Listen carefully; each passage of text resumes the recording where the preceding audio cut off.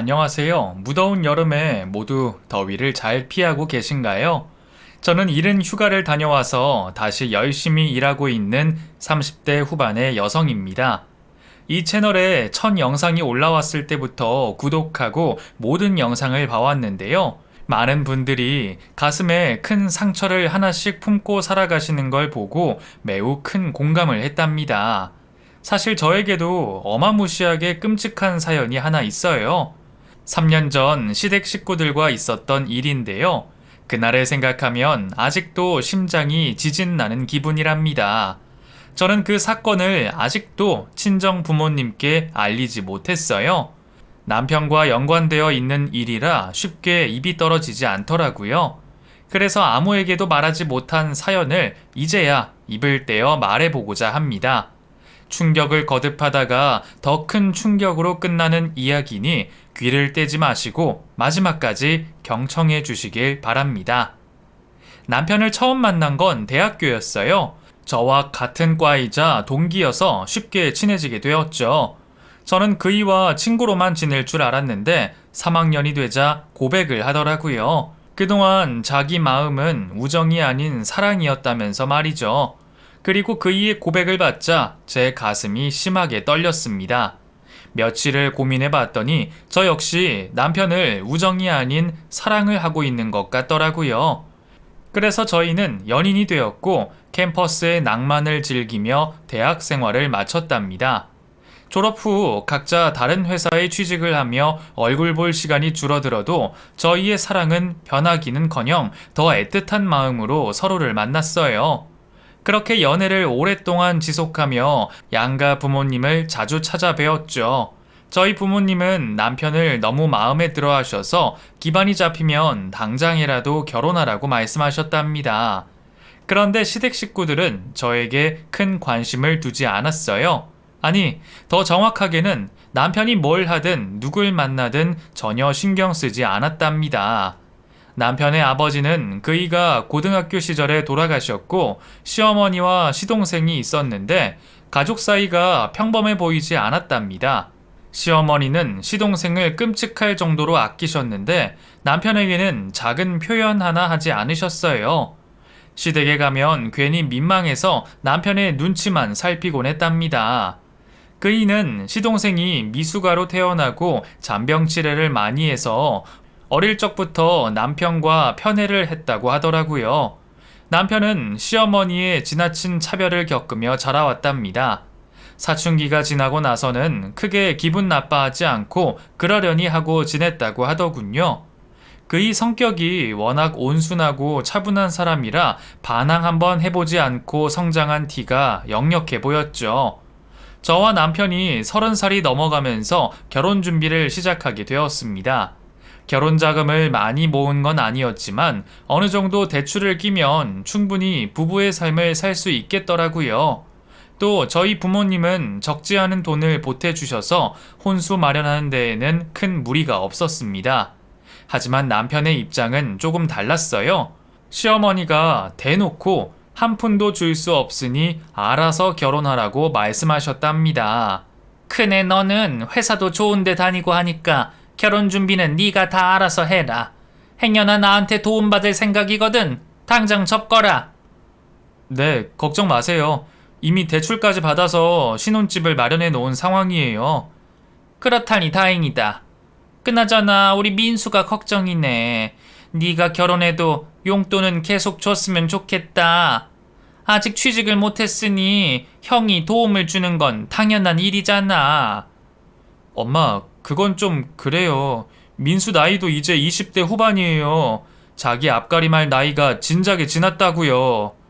취직이 안 되면 알바라도 하면서 준비해도 충분할 텐데 두 손 놓고 놀고 있는 건 철없는 행동 같다고요. 남편이 처음 시어머니께 반기드는 말을 꺼내자 시어머니의 얼굴이 아주 무섭게 변했습니다. 미간에 주름을 잔뜩 지으며 너는 형이 돼서 그렇게밖에 말을 못하냐? 취업 스트레스가 이만저만이 아닐 텐데 거기서 알바까지 하면 애 쓰러질지도 모른다고. 그리고 지금 아니면 언제 쉴 수 있겠니? 아무튼 너는 형이 된 도리를 다 해라. 나중에 민수가 대박 터뜨리는 날이 반드시 올 테니까 그때 가서 모두 돌려받으면 되지 않겠어? 라고 화를 내시더라고요. 엄마, 언제까지 민수를 그렇게 싸고 두실 거예요? 지금 상황을 보면 민수 녀석을 혼내고 일하라고 내쫓아도 시원찮을 판이라고요.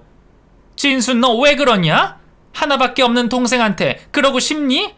민수가 어릴 적부터 아프게 자라와서 남들보다 조금 느릴 수 있다는 걸 모르는 거야? 됐다.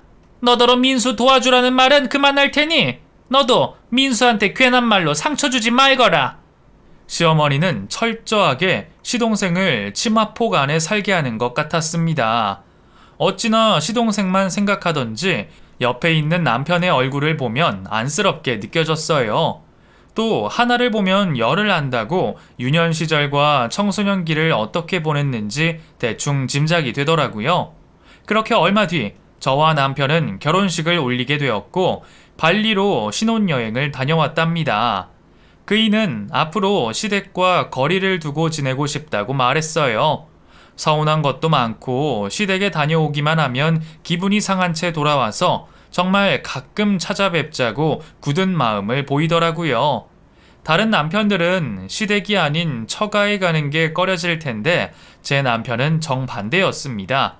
친정 부모님이 남편을 친아들처럼 대해주는 건 물론이었고 많은 애정을 주셔서 그이가 먼저 처가에 가자고 보채는 날도 많았답니다. 한편 시어머니는 저에게 연락을 하기는커녕 남편과도 거의 연락하지 않았어요. 그이가 안부차 전화를 걸었을 때만 연락이 되었을 뿐 시어머니가 먼저 찾으신 적은 단 한 번도 없었습니다. 그래서 결혼 1년 차에 시댁을 찾아간 게 3번뿐이었어요. 그것도 시어머니가 매우 귀찮아 하시는 기색이 역력해서 금방 자리에서 일어나고 말았죠. 제 친구들은 그게 좋은 거 아니냐며 부러움의 목소리를 냈지만 저는 남편 가슴에 응어리가 있는 것 같아 그것을 꼭 풀어주고 싶었네요. 결혼 2년 차가 되어도 크게 바뀐 건 없었습니다. 차가운 시어머니는 저와 남편에게 조금의 정도 주지 않으셨고 자신의 둘째 아들에게만 매우 큰 사랑을 주더라고요. 시어머니의 카톡 사진을 보면 시동생과 놀러 다닌 모습들을 올려두었답니다. 남편에게 지어주지 않는 환한 미소를 지은 채 말이죠. 그렇게 남편에게 애정을 주지 않으시던 시어머니가 어느 날 큰 병을 앓기 시작했습니다. 급성 신부전이라는 병이었는데 신장이 제 역할을 못해서 소변 보시는 걸 고통스러워 하셨고 하루 종일 몸을 움츠리고 아파하셨습니다. 투석 치료를 받긴 하셨지만 진전이 없어서 이식 수술을 받아야만 했죠. 저희 부부에게 인색하게 굴긴 하셨지만 남편을 낳아주고 길러준 분이었기에 모른 척하고 넘어갈 수 없었습니다. 그이는 헬쑥해진 시어머니를 보며 자주 눈물을 보였고 저 역시 남편의 눈물에 전염되어 자주 울었답니다. 그래서 저희 부부와 시동생 셋이 모여서 어떻게 해야 할지 의논했답니다. 민수야, 병원에서는 아무래도 신장 이식 말고는 답이 없다더라. 엄마가 사시려면 우리가 검사를 받아서 신장이 맞는 사람이 이식하는 게 좋을 것 같다. 네 형수도 같이 하겠다고 했는데 혈액형이 달라서 이식 불능이야. 그러니까 너랑 내가 검사 받도록 하자. 그래요, 도련님. 지금 이식 수술이 시급하다고 했어요. 투석만 받으면서 버티시기는 힘드실 거예요. 신장 이식 그거 잘못했다간 큰일 날 수 있다던데. 지난 뉴스 기사를 보니까 이식자가 수술 도중 깨어나지 못하고 사망한 사례가 있다고. 아무리 엄마지만 내 목숨을 내놓고 수술하는 건 아닌 것 같아. 그냥 투석받게 해드리고 기증자가 나타날 때까지 기다려보는 게 어때? 시동생은 시어머니를 걱정하기는커녕 자기 몸만 생각하고 있었습니다. 남편은 그런 시동생을 보며 크게 분노했어요. 야 임마, 지금 네 몸이 걱정되는 거야? 엄마는 매일 고통스럽게 시간을 보내고 있다고. 그런 엄마가 안쓰럽지도 않니? 너를 끔찍하게 사랑해준 분한테 그렇게밖에 못해? 난 못하겠어. 자식이니까 무조건 신장을 내놓는 게 과연 옳은 선택일까? 난 그렇게 생각 안 해. 엄마는 사실 만큼 사셨잖아. 그리고 내 인생은 아직 창창한데 무모한 수술을 감행하고 싶지 않아. 그렇게 엄마를 살리고 싶으면 형 혼자서 검사 받으면 되잖아. 생각해보니까 장남이 이럴 때 나서는 게 맞는 것 같네. 그 말에 남편의 분노가 얼마나 치솟았는지 얼굴과 목이 빨갛게 달아올랐어요. 당장이라도 용암을 쏟아부을 기색이었답니다. 결국 그이는 시동생의 멱살을 잡고 주먹을 날렸어요. 네가 그러고도 엄마 자식이냐? 엄마는 나보다 너를 더 사랑하셨고 아껴주셨어. 그런 분한테 뭐? 살 만큼 사셨으니 수술을 거부하겠다고? 에라이 불효막심한 자식아! 왜 때려? 내가 틀린 말 한 것도 아니잖아. 형은 결혼하고 가정도 꾸렸지만 난 아직 인생을 시작도 못했어. 꽃도 못 피워봤단 말이야. 이 못난 자식, 내일 모레 30이 될 놈이 아직도 철이 안 들었어. 넌 어떻게 어릴 적 모습 그대로냐? 이기적이고 못돼 먹은 자식. 그래, 됐다. 나 혼자 검사 받을게. 겁쟁이 놈은 계속 엄마 치마폭에서 애처럼 살아라. 시동생은 남편이 잡은 멱살을 뿌리치고 밖으로 나가버렸습니다. 그런데 자기도 창피하고 부끄러웠는지 시댁에도 돌아가지 않고 어딘가에 숨어버렸어요. 이튿날 남편과 병원을 찾아가 수술이 가능한지 검사를 받게 되었는데 하늘의 뜻이었는지 시어머니께 신장을 내어드릴 수 있다는 결과를 받게 되었습니다. 저희 부부는 병실에 누워있는 시어머니께 이 기쁜 소식을 전했어요. 어머님, 이제 됐어요. 진수씨가 어머님이랑 수술이 가능하대요. 그것도 매우 적합한 신장이라고 했다고요. 정말이야? 그럼 이제 투석받지 않아도 된다는 거지? 아이고, 나 살았다. 그동안 투석받느라 얼마나 고생스러웠는지. 여하튼 큰애야, 고맙다. 네가 내 목숨을 이렇게 살려주는구나.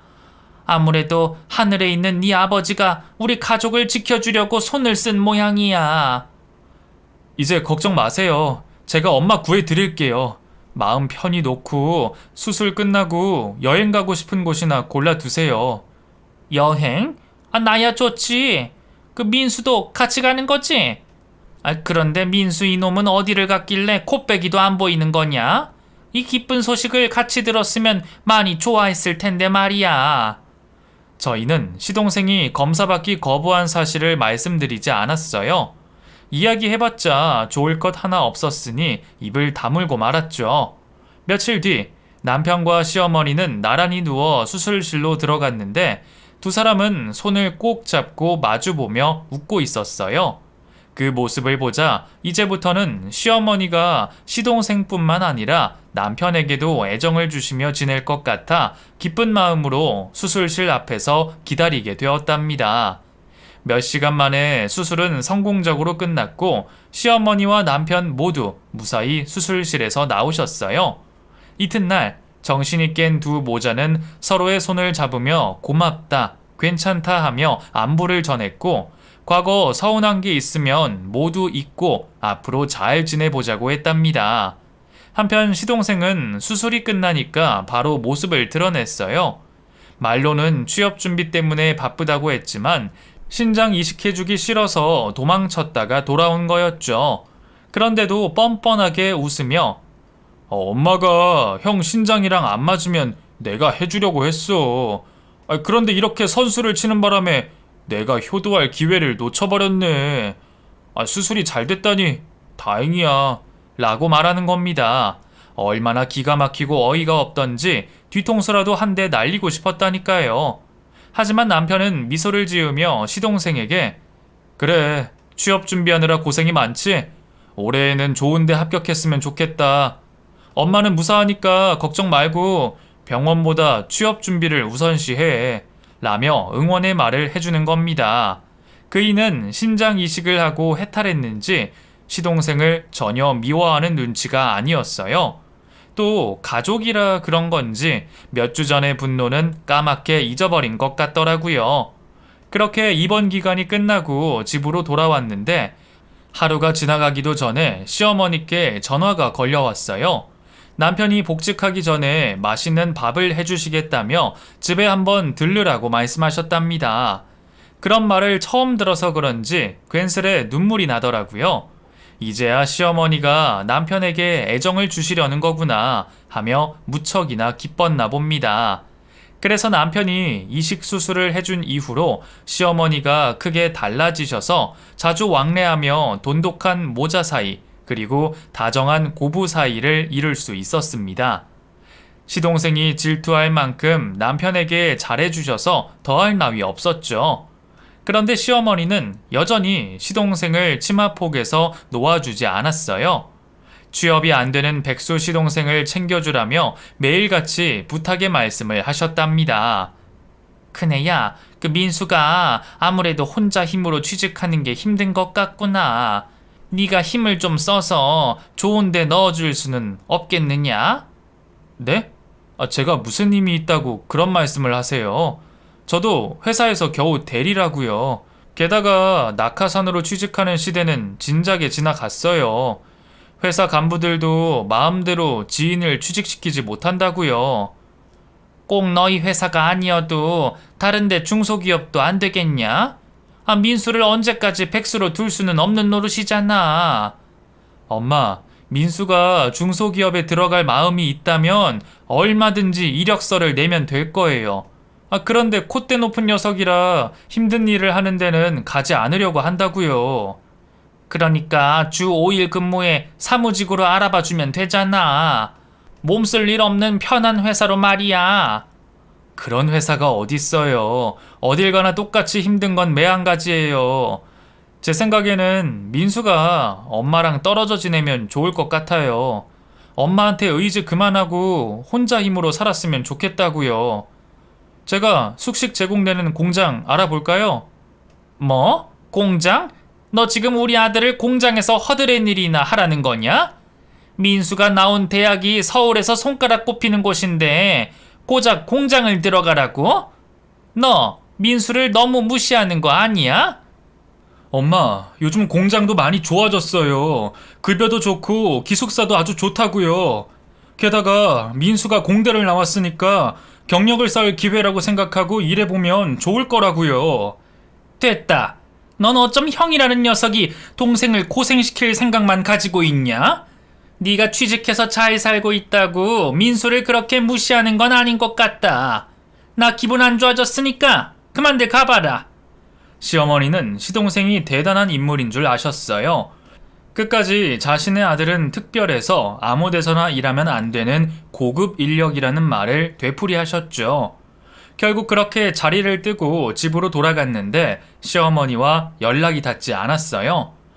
처음 일주일은 화가 나서 그런가 보다 했는데 2주가 지나고 한 달이 지나도 저희 연락을 받아주시지 않았답니다. 제 남편이 신장 이식을 해드린 사실을 잊으셨는지 다시 예전의 태도로 변하신 거죠.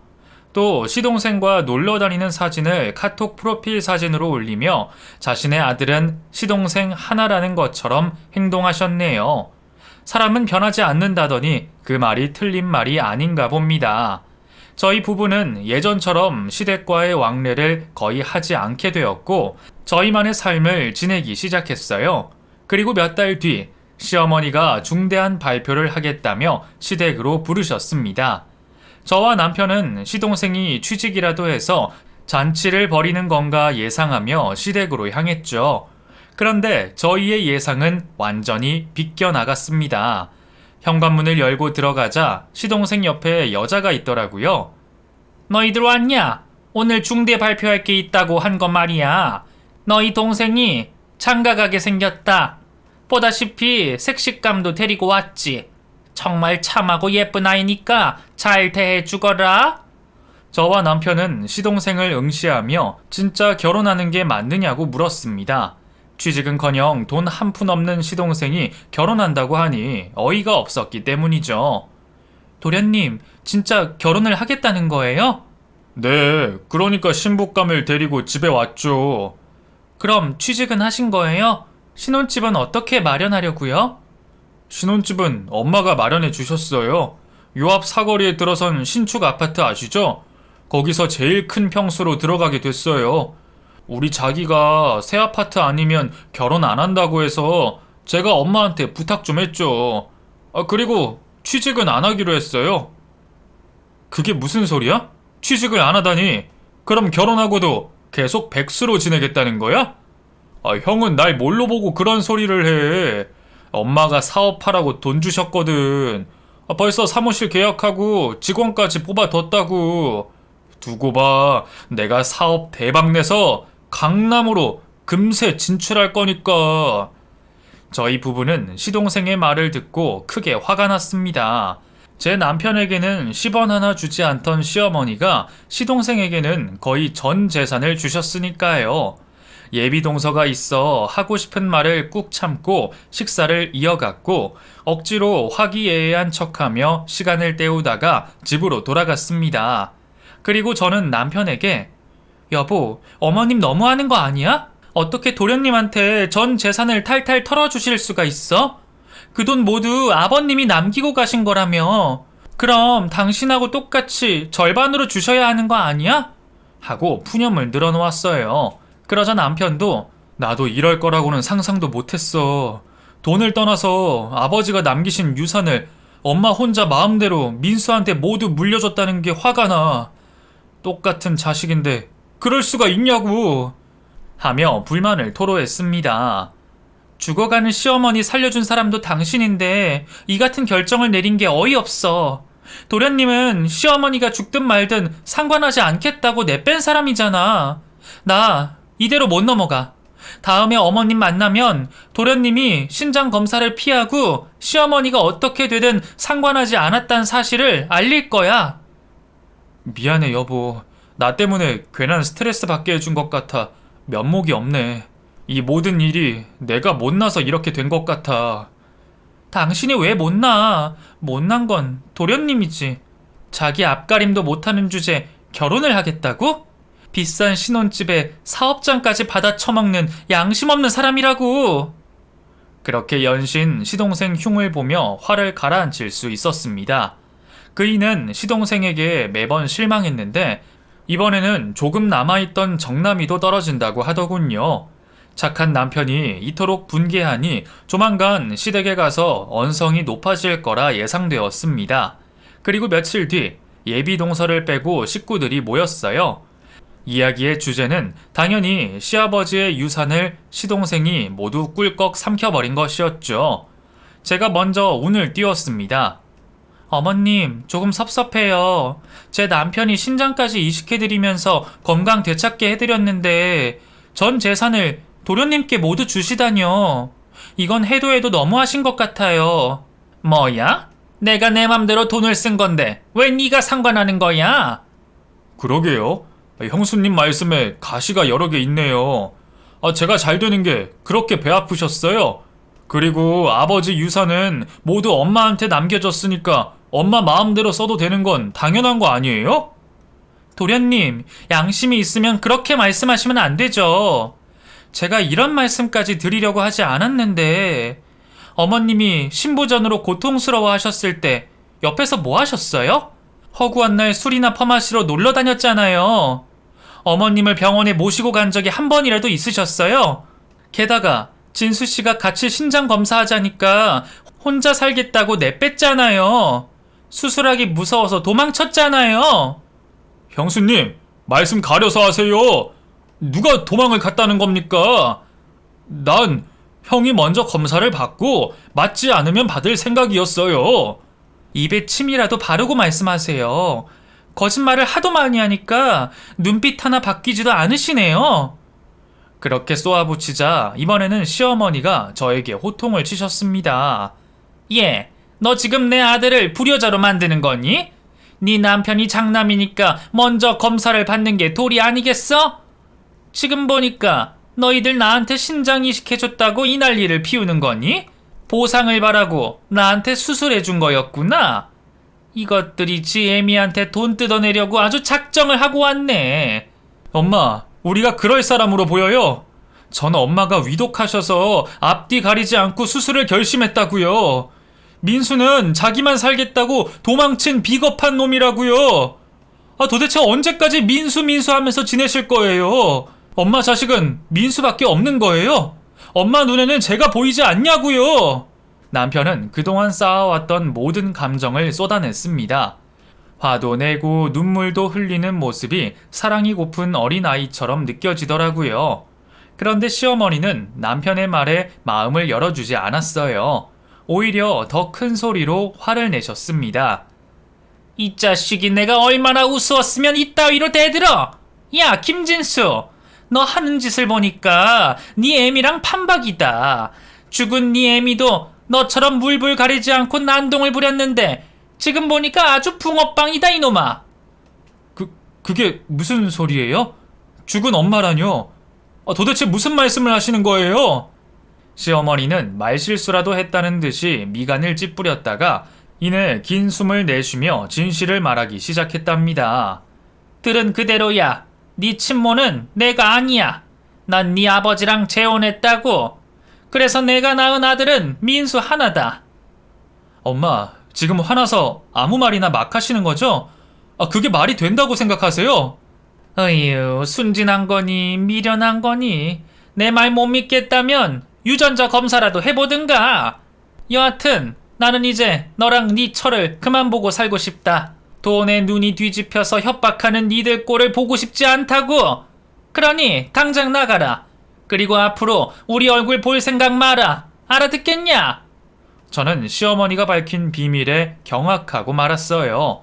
얼마나 놀랐는지 눈앞이 노랗더라고요.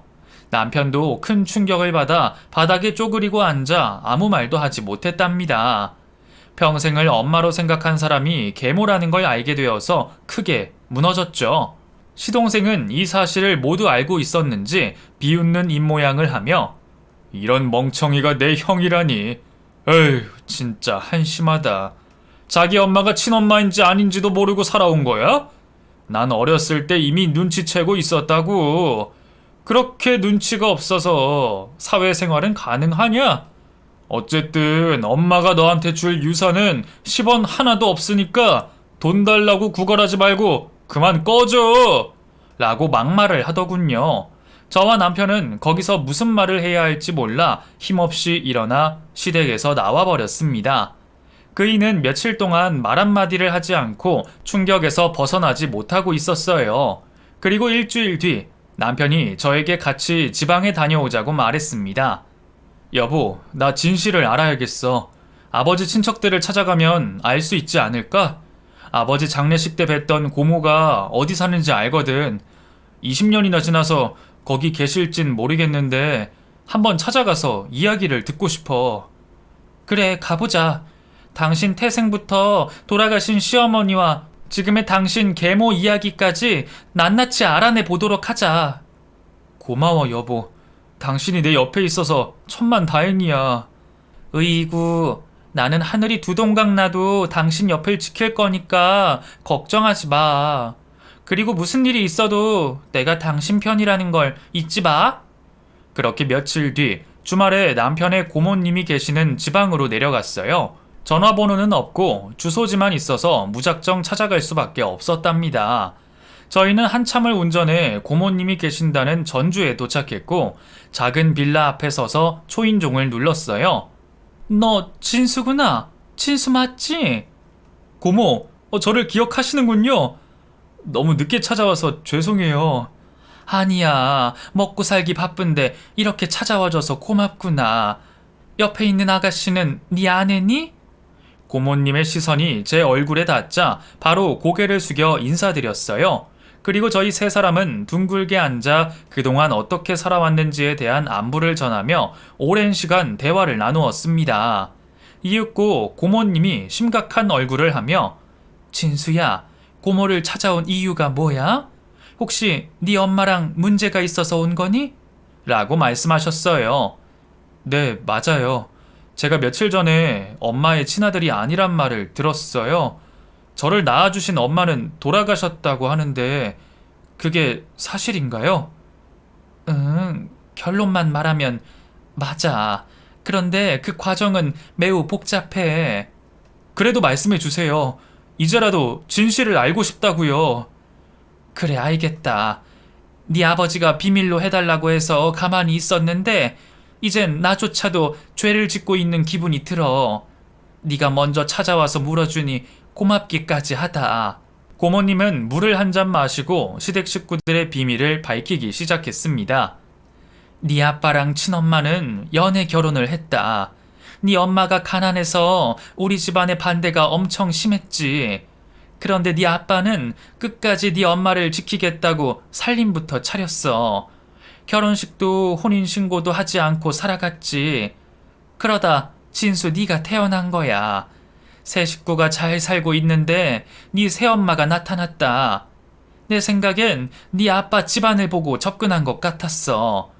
여하튼 네 아버지랑 새엄마가 바람이 나면서 민수가 생긴 거야. 네 아빠는 바람난 너의 계모를 집안 어른들한테 소개를 했고 다들 마음에 들어 하셨다.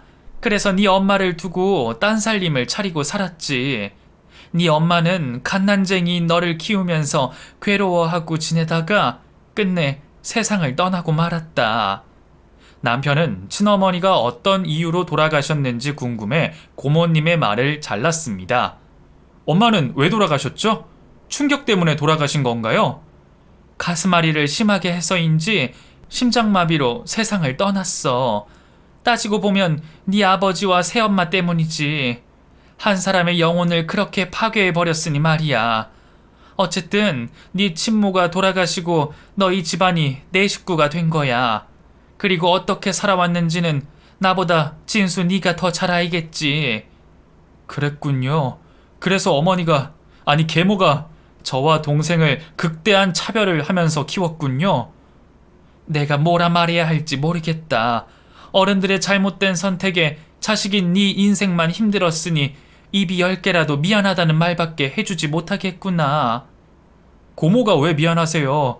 돌아가신 아버지도 한마디 하지 않고 떠나셨는데 이제라도 모든 진실을 알게 됐으니 다행이네요. 그리고 남편은 그동안 있었던 일을 말했어요. 신장 이식과 시아버지의 유산을 모두 시동생에게 넘긴 일화를 들려주었더니 고모님 역시 크게 경악하셨습니다. 어떻게 예나 지금이나 달라진 게 하나도 없느냐며 그런 인간들과는 하루빨리 연을 끊는 게 좋겠다고 일러주었어요. 그렇게 시댁 식구들의 비밀을 모두 알고 돌아왔습니다. 남편은 시댁을 찾아가 해코지라도 해주고 싶었지만 똥이 더러워서 피하느냐며 이제라도 모든 걸 알게 되었으니 상종하지 않고 사는 게 자신을 위한 최고의 벌이라고 말했습니다. 저 역시 같은 생각이었어요. 남편이 감정 상하는 것보다 시댁 식구들을 깨끗이 지워버리는 게 현명할 거라 말이죠. 그이는 굳게 마음을 먹고 저와 신혼생활을 이어갔습니다. 몇 달 동안 작은 문제 하나 없이 잘 지내고 있었어요. 그이는 모든 관심을 저에게만 두어서 더할 나위 없을 만큼 달콤한 신혼을 보낼 수 있었죠. 그런데 얼마 뒤 저희 집에 불청객이 찾아왔습니다. 바로 인연을 끄는 시어머니였어요. 얘들아, 그동안 잘 지냈니? 어머님이 여긴 웬일이세요? 더는 얼굴 보지 않고 살자면서요.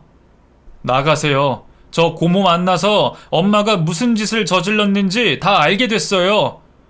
행여나 저랑 화해할 생각이면 집어치우세요. 저희 부부가 문전박대를 하려 하자 시어머니가 발을 현관문 틈에 넣었어요. 그러더니 잠깐이라도 좋으니 저희와 대화를 나누고 싶다고 하셨습니다. 마음 같아선 내쫓고 싶었는데 남편이 잠깐만 들이자고 해서 문을 열어주었네요. 용건만 간단히 하고 나가세요. 그리고 앞으로 볼 일이 없길 바랍니다. 진수야, 너 안 본 사이에 많이 까칠해졌구나. 무슨 일이냐고요? 그게 말이다. 사실 2달 전에 민수가 세상을 떠났어. 네? 민수가 죽었다고요? 도련님이 죽다뇨? 도대체 왜요? 저희 부부는 생각지도 못한 소식을 접하고 소스라치게 놀랐습니다. 너희도 놀랐지? 결혼해서 잘 사는 줄 알았는데 이 녀석이 사업을 내팽개치고 도박에 손을 댔지 뭐야. 그 도박판에 전전하면서 빚을 잔뜩 지었어. 그 나중에는 나한테 사업이 어렵다고 거짓말을 해서 집을 담보로 대출받아서 줬지. 그렇게 죄다 도박판에 돈을 잃고 말아서 이혼까지 당하고 만 거야. 결국 이리저리 떠돌며 술만 먹다가 극단적인 선택을 했단다. 유서 한 장 남기지 않고 떠났어. 에휴, 못난 자식. 끝까지 불효하고 떠나네. 그래서 민수 죽음을 알리려고 오신 거예요? 그 녀석은 저를 형으로 생각한 적 없는 놈이에요. 그런 놈이 세상을 떠났다고 명복을 빌어주진 않을 겁니다. 할 말 다 하셨으면 그만 돌아가세요. 남편은 굉장히 차갑게 굴며 시어머니를 내보내려고 했답니다. 그러자 시어머니가 다급한 목소리로 진수야, 내가 민수 때문에 집까지 잃고 말았어. 지금 오갈 데가 없는 상황이야. 네가 나랑 같이 살면 안 되겠니? 라고 말하더군요. 뭐라고요? 지금 내 어머니를 죽게 만든 여자랑 같이 살라는 거예요? 지금까지 사랑다운 사랑 한 번 준 적 없는 당신과 말이에요? 말도 안 되는 소리 집어치우고 당장 내 집에서 나가세요! 시어머니는 안 되겠다 싶었는지 바닥에 무릎을 꿇고 애원하셨습니다. 진수야, 이 엄마가 미안하다. 내가 죄인이야. 신장까지 이식해준 너를 내쳤다는 걸 나도 후회하고 있어. 정말 잘못했다. 엄마가 이렇게 빌 테니 다시 받아주면 안 되겠니? 네가 날 버리면 난 노숙자로 살아야 할 판이라고. 그럼 노숙하면서 사세요. 당신이 뭐라 해도 받아줄 마음 없으니까 그만 빌고 가세요. 거지도 아니고 이게 뭐 하는 짓입니까? 진수야, 이 불쌍한 엄마를 이대로 버릴 거야? 나중에 불효를 했다는 죄책감을 가지면 너도 힘들어질 거야. 불효? 죄책감? 이봐요, 아줌마. 당신은 날 키웠다고 하지만 전혀 그렇지 않아요. 난 당신한테 잘 보이려고 공부도 열심히 했고 집안일도 열심히 거들었어요. 그런데 돌아온 건 무관심뿐이었어요. 당신은 그때 나를 버린 거라고요. 내 친모의 자리를 차지했으면 역할을 다 했어야지. 왜 그렇게 절 미워했어요? 어린 내가 뭘 아는 게 있다고. 당신은 내 가슴과 영혼을 무참히 짓밟은 학대범이에요. 그러니까 썩 나가세요. 내 눈앞에서 꺼지라고. 그이는 가슴의 응어리를 모두 꺼내놓았습니다. 죄책감을 가질 사람은 남편이 아닌 시어머니라며 단단히 못을 박아주었죠. 결국 시어머니는 아무것도 얻지 못하고 저희 집에서 쓸쓸한 뒷모습을 보이며 나갔습니다. 몇 시간 동안 힘들어하고 괴로워하는 남편에게 위로의 손길을 전했는데 쉽게 감정이 가라앉지 않았는지 그날 밤은 한숨도 자지 못했답니다. 남편이 다시 웃기까지 일주일이 넘는 시간이 걸렸어요. 아무리 미워도 시동생이 죽었고 시어머니가 오갈 데 없다고 하니 마음이 안 좋았겠죠. 저도 시댁 식구들을 생각하니 마음이 굉장히 불편했어요. 그래도 시간이 지나니 저와 남편은 다시 제자리를 찾았고 전처럼 아무 일 없다는 듯이 재밌는 결혼 생활을 이어나갔답니다. 이듬해 제가 임신을 하게 되었어요. 너무 기쁜 소식에 남편과 저는 호텔로 호캉스를 갔습니다. 자기야, 여기 너무 좋다. 이런 데서 살면 얼마나 좋을까? 그렇게 좋아? 하긴 우리가 사는 집에 비하면 파라다이스지. 남편 잘못 만나서 당신이 고생이 참 많아. 에이, 무슨 말을 또 그렇게 해.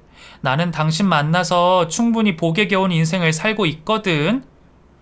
그렇게 말해줘서 고마워. 내가 우리 아이 태어나면 2배로, 아니 100배 이상으로 멋진 가장이 되도록 할게. 이런저런 담소를 나누고 있는 와중에 남편에게 전화 한 통이 걸려왔어요. 그이는 화장실로 자리를 옮겨 긴 통화를 하고 나왔어요. 그런데 인상을 심하게 구기며 괴로워했답니다. 무슨 일이야? 무슨 일인데 그렇게 심각해? 회사에 무슨 일이라도 난 거야? 그게 아니라 엄마가 돌아가셨대. 뭐? 어쩌다가? 신부전이 재발됐다나 봐. 집 없이 노인 쉼터를 전전하면서 지냈다더니 결국 병이 돕고 만 거지. 저는 괴로워하는 남편의 손을 잡아주었어요. 자기야, 어머님이 돌아가신 건 정말 안 된 일이야. 그런데 그게 당신 탓은 아니니까 죄책감 가지지 마. 알아, 나도. 근데 기분이 영 좋지 않네. 그리고 장례를 어떻게 할 거냐고 물어왔는데 나는 그 여자의 장례를 치르지 않는다고 했어. 상조회사에서 알아서 염과 화장을 해달라고 부탁했어. 그랬어? 당신 결정이 그렇다면 그렇게 해. 대신 나중에 후회하지 않을 자신 있어? 아니, 후회하겠지. 하지만 내 친어머니를 죽게 한 여자의 장례를 치를 용기가 없어. 그리고 계모가 이렇게 된 것도 하늘이 천벌을 내린 것 같아. 당신 말이 맞아. 어머님은 천벌을 받으신 거야. 자기 친모를 죽게 한 죄와 자기한테 사랑 한 번 주지 않고 키운 큰 죄를 말이야. 저는 남편의 편을 들어주며 잘한 선택이라고 몇 번을 일러주었습니다. 그러자 남편은 제 배를 쓰다듬으며 난 절대 아버지처럼 못된 짓을 하지 않을 거야. 당신과 우리 아이를 위해서 모든 걸 바칠 거라고. 라고 다짐의 말을 했습니다. 저 역시 좋은 엄마가 되겠노라 맹세했고요. 그렇게 시어머니는 외롭게 저승길을 떠났네요. 그리고 10달 뒤 저는 딸아이를 출산했어요. 세상에 얼마나 예쁘던지 눈에 넣어도 아프지 않을 거라는 말이 피부로 와닿았다니까요. 남편은 딸이 태어나고 나서부터는 저보다 딸을 더 사랑하고 아껴주어서 제가 질투를 하고 있답니다. 이렇게 제 남편과 시댁 식구들의 사연의 글은 막을 내렸네요. 드라마를 보면 주인공들의 출생 비밀이 있는 게 너무 말이 안 된다고 생각했었는데 제 남편이 그 주인공과 같은 삶을 살았다는 게 매우 안타깝고 불쌍해 보입니다. 그래서 저와 딸이 남편에게 그 아픔을 잊도록 많은 사랑을 줄 거예요. 이쯤에서 글을 줄일게요. 끝까지 들어주신 여러분께 진심으로 감사드립니다. 안녕히 계세요.